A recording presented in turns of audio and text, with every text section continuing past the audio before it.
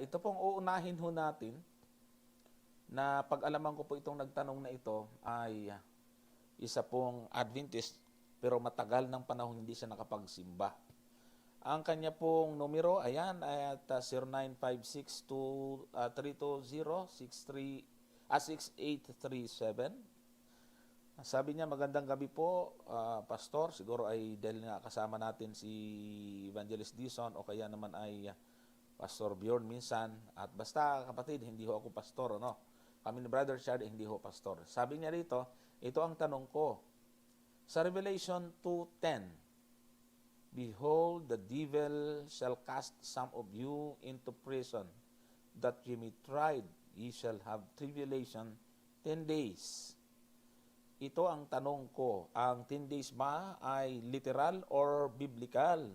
Siguro yung ibig sabihin biblical ay spiritual or symbolical. Ayan, kasi pareho naman yung biblical. No? Ako po si Amy Grace Ibron ng Rizal. At nalaman ko po siya ay dito sa Cainta. At nabanggit ko rin po na sasagutin ko ito, bagaman natalakay na namin ito sa ibang episode, sa katotohanan, doon sa 7 churches, ay sasagutin ko po ng maiksian. Kung inyo pong papansinin dito kapatid, yung pong Revelation chapter 2, ito po ay may kinalaman sa 7 iglesia. Tingnan nga po natin ito. Revelation 2 verse 10. Kung inyo mapapansin po rito, sabi po ng talata, huwag mong katakutan ang mga bagay na iyong malapit ng tisin. Narito, malapit ng ilagay ng dyablo ang ilan sa inyo sa bilangguan upang kayo'y masubok at magkakaroon kayo ng kapighatian 10 araw. Ayan, so ang sabi po dito, 10 araw, magtapat ka hanggang sa kamatayan at bibigyan kita ng putong. Kung mapapansin po ninyo, dito sa verse 8, ito po ay patungkol sa iglesia sa Smyrna. 7 iglesia po ito, pero hindi nangangahulugan na 7 iglesia ang meron sa Biblia. Ang ibig pong sabihin nito, mga kapatid, ay isang iglesia, pero meron pong 7 yugto ng karanasan. Ayan. So, ito pong nasa talata ay tumutukoy sa iglesia sa Smyrna kung saan meron pong experience or meron po siyang karanasan sa pagkakataong ito na pinapatungkulan na ang kanyang mararanasan ay magkakaroon siya ng karanasan ng kapighatian, ipapahintulot ng Diyos na magkaroon siya ng kapighatian sa loob ng 10 araw. So ang tanong ay, yung po bang 10 araw po dito ay literal? Ang nabanggit niya dito or biblical, ang ibig mo siguro sabihin ay symbolical na na yun ang termo na eksakto. So titingnan ho natin dito mga kapatid at kukunin po natin ang explanation ng research ng Seventh-day Adventist patungkol sa pagpapaliwanag natin sa 7 iglesia. Ano po? Ito po ang sabi ng ating Bible commentary.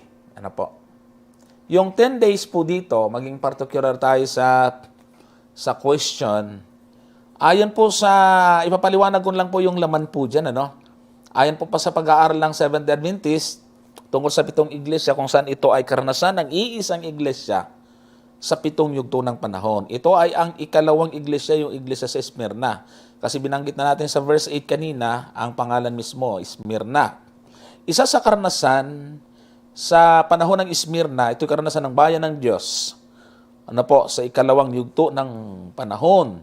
Magkakaroon sila ng experience na sila po'y uusigin ng imperyo o Roman Empire.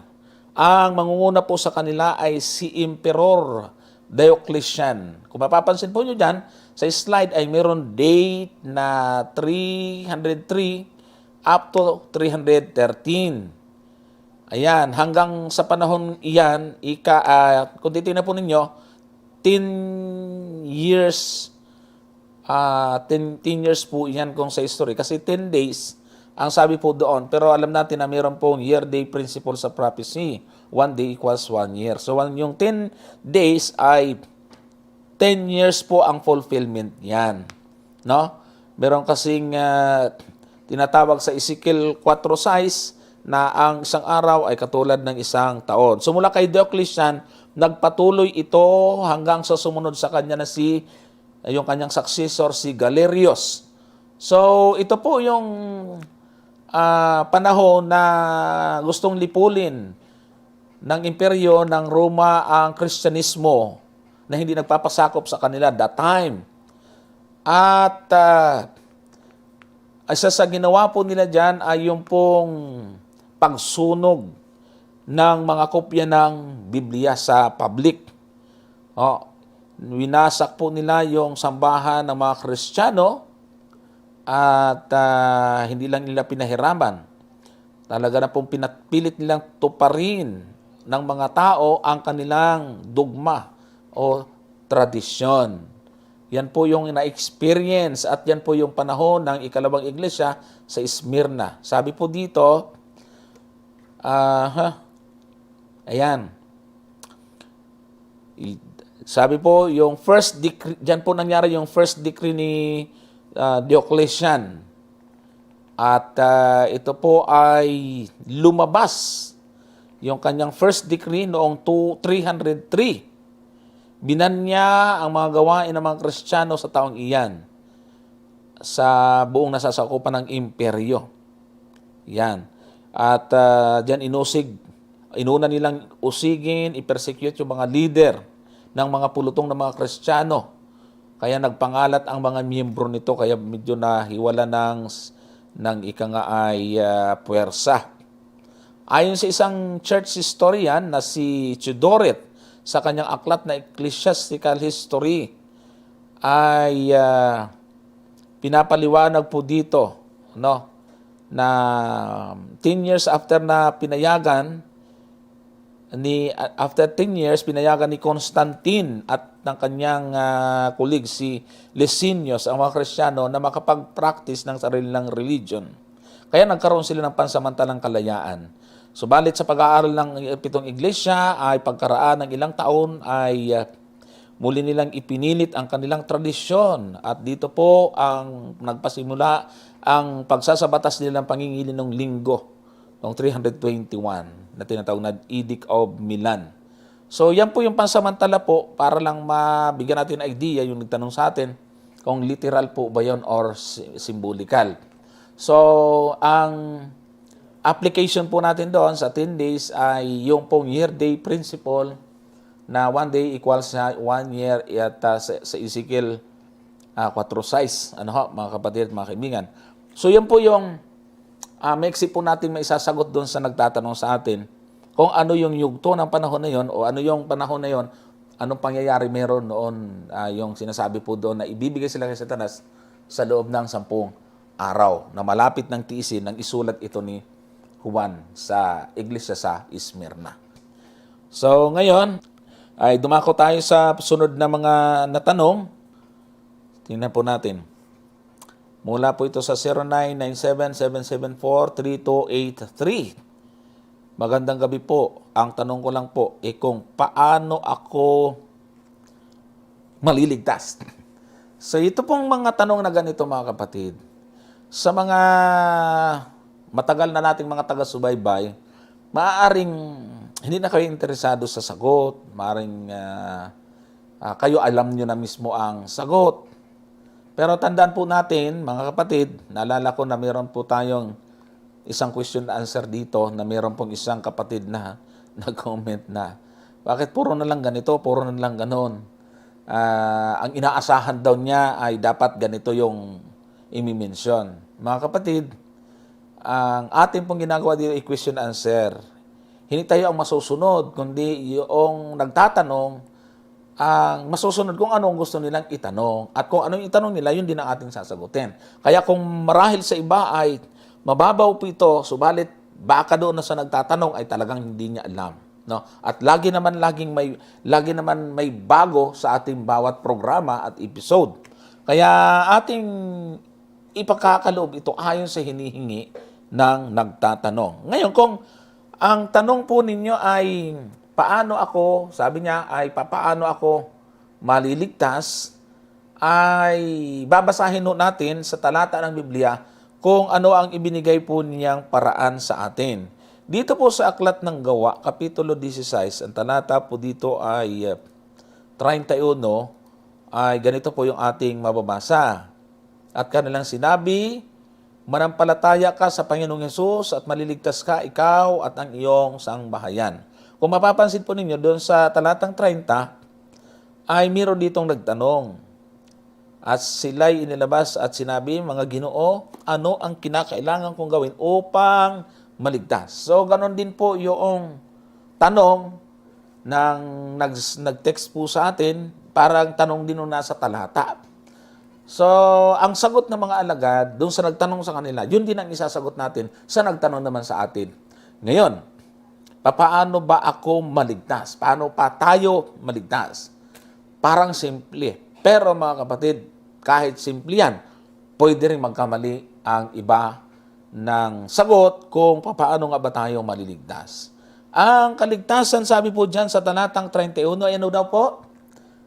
Manampalataya ka sa Panginoong Hesus at maliligtas ka, ikaw at ang iyong sangbahayan. Teka muna, bakit nadamay pati ang sambahayan? Ano po? Sumampalataya ka sa Panginoon, pati sambahayan mo ligtas. Ano bang ibig sabihin? Advance po yung sagot po dito ng mga apostol. Ano po, si Pablo at si Silas that time, yung nakabilanggo, kung saan habang sila nasa bilangguan, ay lumindol at nabuksan yung mga padlak ng bilangguan. Ang tanod ay akala niya nakatakas na sila Pablo. Kaya gusto niya magpakamatay kasi sa kanila, pag ikaw bantay tapos nakatakas yung binabantayan mo, papatayin ka talaga. Magpapakamatay na sana siya. Pero inawat siya nila Pablo at ni Silas. Kaya nung awatin siya, nagtaka siya bakit hindi tumakas itong mga bilanggo na to. Nangyari na pagtanto niya na ito yung mga tao ng Diyos. Kaya nagtanong siya kung paano maligtas. So dito mga kapatid at mga kaibigan, walang ibang pangalan na sukat na ikaligtas ng tao. Binanggit din dito din sa Aklat ng Gawa, yung Kapitulo 4, talatang 12. Ang pagkasabi po ay ganito, at sa kanino mang iba ay walang kaligtasan sapagkat walang ibang pangalan sa silong ng langit na ibinigay sa mga tao na sukat nating ikaligtas. So dito, ang sinasabi po ay walang ibang pangalan na ibinigay sa silong ng langit na sukat nating ikaligtas. Ang tinutukoy pong pangalan po dyan ay walang iba kundi yung pangalan ng ating Panginoong Hesus. Sa ating panahon, marami tayong mga sekta, iba-ibang denomination. Pero, pakinggan po ninyo ang kanilang mga aral, yung kanilang mga sinasabi ng mga miyembro sa Facebook, base na rin sa naprinig nila na itinuro sa kanilang mga leader, ay ang naitataas ay ang hindi ng ating Panginoong Jesucristo, kundi yung kanilang puno, yung kanilang pong samahan, na para maligtas ka, pumasok ka sa ganito, mayroong ganyan no? Yun namang iba, abay makinig ka kay brother, makinig ka sa programang ito. Tayo naman dito, ang sasabihin natin, sumampalataya ka sa Panginoong Jesucristo, sapagkat walang ibang makapagliligtas sa atin, kundi yun lamang pangalan na ibinigay sa Kanya, sapagkat ang pangalang Jesus ay Savior. Mateo 1:21, tagapagligtas. Kaya doon sa talatang 12, Kapitulo 4, ay walang ibang pangalan. Kung babasahin natin yung Hebreo, sa Efeso, babasahin muna natin yung Efeso, ano po? Ephesians, so tingnan natin ito. 2, ang talata ay 8 hanggang 10. Sabi ng talatang 8, sapagkat sa biyaya kayo'y nangaligtas sa pamamagitan ng pananampalataya, at ito'y hindi sa inyong sarili, ito'y kaloob ng Diyos. Hindi sa pamamagitan ng mga gawa, upang ang sino man ay huwag magmapuri. Yan. So dito maliwanag na ang ikaliligtas o kaligtasan ay sa pangalan ng ating Panginoon Jesucristo. Ang tawag dito ni Apostol Pablo ay kaligtasan sa biyaya. Bakit? Sabi ng talatang 9, kaya ito'y sa biyaya dahil libre ito, hindi sa magitan ng gawa upang ang sino man ay magmapuri. Ang turo ng Biblia, mga kapatid, ang kaligtasan, hindi mo ito pinagtatrabahuhan, hindi ho ito binibili, hindi ito binabayaran.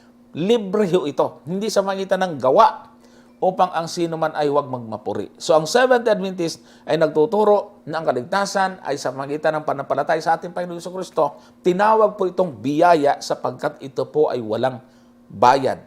Hindi po ito kailangan mo nang gumawa ka, pagtrabahuhan mo para makamit mo ang kaligtasan. Hindi ganon. Kaya lang, yung iba namang mga nagtuturo po nito, mga kapatid at mga kaibigan, ay hanggang doon lang naman din sila sa talatang 9, hindi naman itinuloy yung 10. Ano po ang nakasulat sa talatang 10? Ito po ang nakasulat. Sapagkat tayo'y kanyang gawa na nilalang kay Kristo Jesus para sa mabubuting gawa na mga inihanda ng Diyos ng una upang siya nating lakaran. O dito, mga kapatid, pagkatapos na ipaliwanag ni Pablo yung kaligtasan, na ito ay libre, hindi sa magitan ng gawa. Pero after mong iligtas, ay meron ka namang daan na dapat mong lakaran. Merong gawa na dapat kang gawin. No, hindi para maligtas, kundi niligtas ka na, kaya bilang ligtas, dapat din ay meron tayong isang manual, isang daan na lalakaran. Ang daan na ito ay yung kanyang mga kautusan. Yan ang magsasabi kung ano ang tamang gawin o hindi dapat na gagawin ng isang Kristiyano. Ano po? Kaya yung daan na yan ay hindi yan literal, hindi yan titulo ng isang programa, kundi yan po ay mga instruction ng Diyos. Mga kautusan po yan na pagka ikaw ay naligtas na, ito ang dapat mong maging buhay. Doon tayo pinananatili sa kalagayang ligtas. Kasi nga, pagka hindi mo naman itinuro na meron kang gagawin pagkatapos maligtas, bahala ka na sa buhay mo, ay di parang wala nang mababago sa buhay natin yan. Halimbawa, yung isa, inaaralan, dinodoktrinahan. Isang taong walang alam sa katotohanan. Naturalmente, ang kanyang buhay, ang kanyang mga ginagawa sa araw-araw, ay hindi kalugod-lugod yan sa Diyos. Ay pag hindi natin sila tuturuan kung ano na ang dapat natin maging gawain, pagkatapos natin manampalataya at pagkatapos natin ay maglingkod sa Diyos, mabautismuhan, ay di ba balik din yan sa dati? So mayroon talaga dapat na tayong bigay na instruction. Pero ang instruction na yun, yung kautusan na yan, ay hindi na yan sa ikaliligtas. Dito po, marami ang sumasablay dito. Kung mapapansin po ninyo, marami kaming mga nakakagirian, nakakasagutan sa mga programa. Ano ho? Pero ang kaibahan po ng Seventh Adventist, meron pong mga nakakasagutan tayong ibang programa na ayaw sa 10 utos, ayaw sa ibang mga kautusan. Pero sila pala yung salvation by works. Tanungin mo yung mga dating daan, yung Iglesia ni Cristo. Hindi sila naniniwala sa kaligtasan na hindi ka dapat gumawa para maligtas. Sa Adventist naman, hindi naniniwala na kailangan gumawa para maligtas. Ang kaibahan ng Seventh Adventist, dapat maging klaro ito sa atin, ay pagka ikaw sumampalataya ka na, doon magkakaroon ng papel sa buhay mo ang kautusan. Hindi nasa unahan bago ang kaligtasan. Naligtas muna bago ka ngayon, dahil ikaw ay ligtas na, saka mo ngayon kailangan ang kautusan sapagkat siya ang tagapagturo natin kay Kristo. Paano na itinuturo? Pag nagkasala tayo, sasabihin ng kautusan, nagkasala ka, anong gagawin mo? humingi ka ng tawad. Kayo nakahingi ng tawad? Kay Kristo. Kaya tinuturo tayo ng kautusan kay, kay Kristo. Yun ho ang maliwanag na pinagtupagtuturo po ng banal na kasulatan. Ngayon, sa ikalawang Timoteo 3:15, ay huli pong babasahin natin tungkol dito sa tanong na ito. At mula sa pagkasanggol, ay iyong nalalaman ang mga banal na kasulatan na nakapagpapadunong sa iyo sa ikaliligtas sa pamamagitan ng pananampalataya kay Kristo Jesus. Ang banal na kasulatan ay mayroon pong malaking ambag sa taong maligtas. Lalago tayo, matututo tayo sa pag-aaral ng Biblia. Ito ay magiging kasangkapan doon sa kaligtasan natin na tinanggap na. Hindi para maligtas, kundi ito ang tumutulong para tayo ay lumago sa ikaliligtas. No? Kaya dapat talaga patuloy at walang katapusan ang pag-aaral ng Biblia. Sabi ng iba, pag-aaralan nyo pala kami hindi na. Hindi po totoo yun at mali yun. Na sasabihin mo, tapos na namin pinag-aralan ang Biblia, ay hindi natatapos ang pag-aaral dyan. Tingnan po ninyo yung mga nagmamagaling, tapos na pag-aaralan. Pero ang totoo, sila po itulong ang mali. Kaya, ang Biblia ay malaking tulong sa ikaliligtas sa pananampalataya kay Kristo Jesus. Ayan ho, laging nakakabit yung pong kaligtasan sa ating Panginoong Hesukristo. So, yan po yung ating sagot doon sa pangalawang tanong sa atin. Ngayon, ang sunod na tanong po dito ay mula naman sa 0946-153-9880. Sabi niya, Pastor, tanong po, 1 John 5:17, anong kasalanan ang hindi ikamamatay? Ronnie Romblon. Okay ba yung white lies? Ayon, kasi meron pong nagtuturo na meron pong white lies. Ano po mga kapatid at mga kaibigan? So basahin natin yung 1 John 5:7. Hindi po tayo naniniwala sa white lies. Alamin lang po natin yung konteksto ng talata para makuha po natin yung sagot. Sabi po rito, lahat ng kalikuan ay kasalanan at may kasalanang hindi ikamamatay.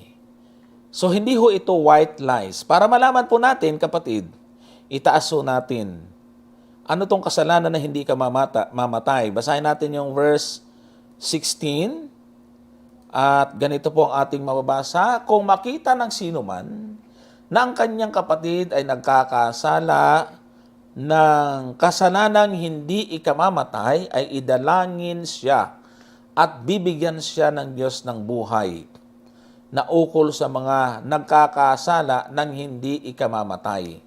May kasalanang ikamamatay, hindi tungkol dito ang sinasabi ko na idalangin niya. So itong kasalanan, sabi dyan sa talata, na hindi ikamamatay ay napakalaki ng pag-asa na magkaroon siya ng buhay, ang sabi ng Panginoong Jesus ayon sa sulat ni Juan. Idalangin ika siya.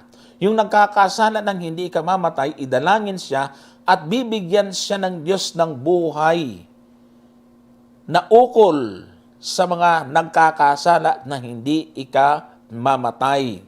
Dahil sa mayroong kasalanang ikamamatay, pero hindi naman yun, sabi pa ni Juan, ang tinutukoy niya na pwedeng magkaroon ng buhay. Ang ikamamatay po dito na tinutukoy ay ito po yung kamatayan, sa ikalawang kamatayan, ano mga kapatid, mga kaibigan.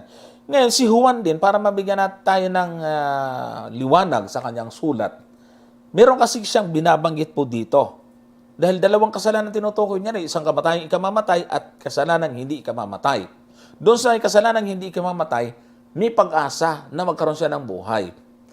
Tingnan po natin yung pong, yung sinasabi nyo sa talata, ay kung meron isang tao, kung pasanin nyo din sa talatang yan, Yung isang kapatid na may ginagawa ng kasalanan yun, kumbaga, pinapayuhan yung kapatid na gumagawa ng ganon. Ano ho? Pansin po ninyo, sa chapter 2, verse 1, nitong unang Juan din, ang sabi po, mumunti ko mga anak, ang mga bagay na ito ay sinusulat ko sa inyo upang kayo huwag magkasala. At kung ang sino man ay magkasala, ay may tagapamagitan tayo sa Ama, si Jesucristo ang matuwid. Yung kasalanang hindi ka mamatay dito, ito yung nagawang kasalanan ng mga mananampalataya na kailangan niya inihingi ito ng tawad. Ang sabi ni Pablo, isinusulat ko sa inyo na upang kayo huwag magkasala. Anong kasalanan yung sinasabi niya? Ito yung sinasadya nating kasalanan. Yung talagang sasadyain mo, ulit-ulit mong gagawing kasalanan. Ayaw ni Juan ng ganon. Pero kung may magkasala, sabi yan sa talata, pero kung magkasala ka, meron tayong tagapamagitan sa Jesucristo. Iyon yung kamatayan, yan ang kasalanan na hindi ikamamatay. Yung pong mga kasalanan na nagagawa ng mananampalataya, pero kung sila ay may tagapagligtas, ihinihingi ng tawad, pinatatawad po yan, mga kapatid at mga kaibigan. At meron pong binabanggit sa atin sa aklat ng Hebreo, sa Kapitulo 8, at talatang 12, ang sabi po diyan ay ganito, sapagkat ako'y magiging mahabagin sa kanilang kalikuan at ang kanilang mga kasalanan ay hindi ko na aalalahanin pa. O yun. So, yan po yung kasalanan, ihingi mo ng tawad, kinakalimutan ng Diyos yun. Pero yung kasalanan, paulit-ulit mo, hindi mo naman iniwanan. Ilang taon na ay palagi pa rin ginagawa, ay nako, delikado ho yun mga kapatid. Sabi ni Juan, hindi yun ang tinutukoy ko na may pag-asa sa buhay na walang hanggan. Okay, so yun po yung tinutukoy po doon na kasalanang hindi ikamamatay. Hindi po yung white lies. Ano po, kapatid na Rooney ng Romblon. Ayan po, sana'y maging malinaw po sa atin yon.